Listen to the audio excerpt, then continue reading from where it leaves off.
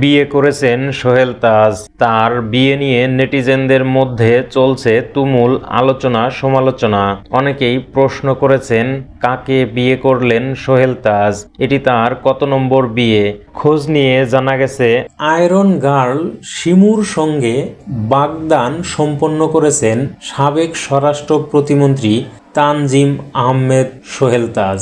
এ নিয়ে একটি ভিডিও সামাজিক যোগাযোগ মাধ্যমে ভাইরাল হয়েছে। ভিডিও চিত্রে দেখা যায় সোহেল তাজ হাঁটু গেড়ে কনের হাতে আংটি পরিয়ে দিচ্ছেন। এ সময় তাদের ঘিরে উপস্থিত সবাই উচ্ছ্বাস প্রকাশ করেন এবং হাততালি দিয়ে মুহূর্তটি উদযাপন করেন।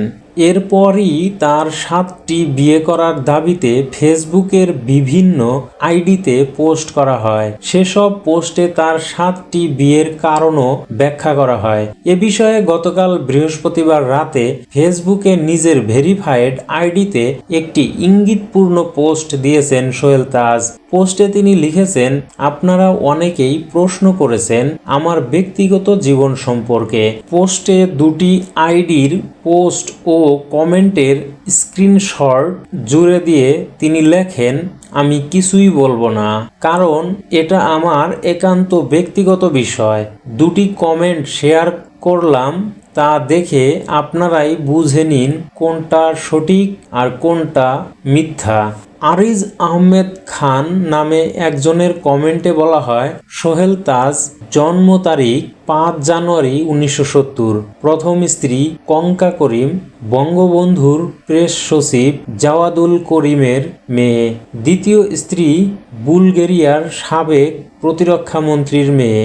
রীতা রয় মিঠু নামে আরেকজনের কমেন্টে বলা হয়, বিয়ানামা।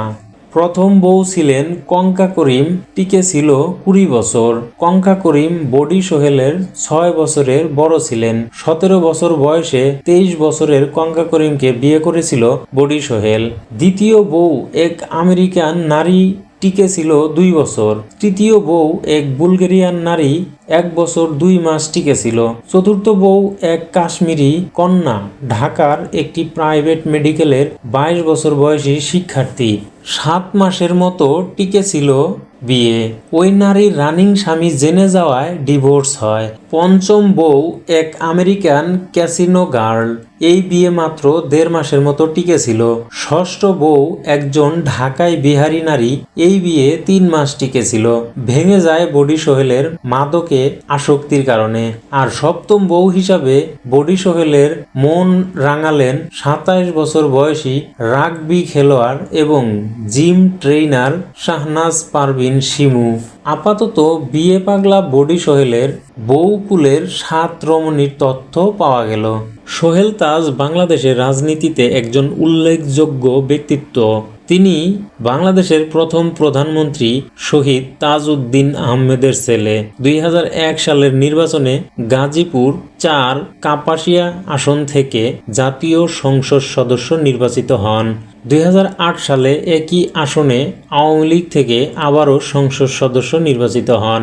2009 সালে 6 জানুয়ারি মন্ত্রিসভায় স্বরাষ্ট্র প্রতিমন্ত্রীর দায়িত্ব পান সোহেল তাজ। একই বছরের 31 মে ব্যক্তিগত কারণ দেখিয়ে মন্ত্রিসভা থেকে পদত্যাগ করেন তিনি।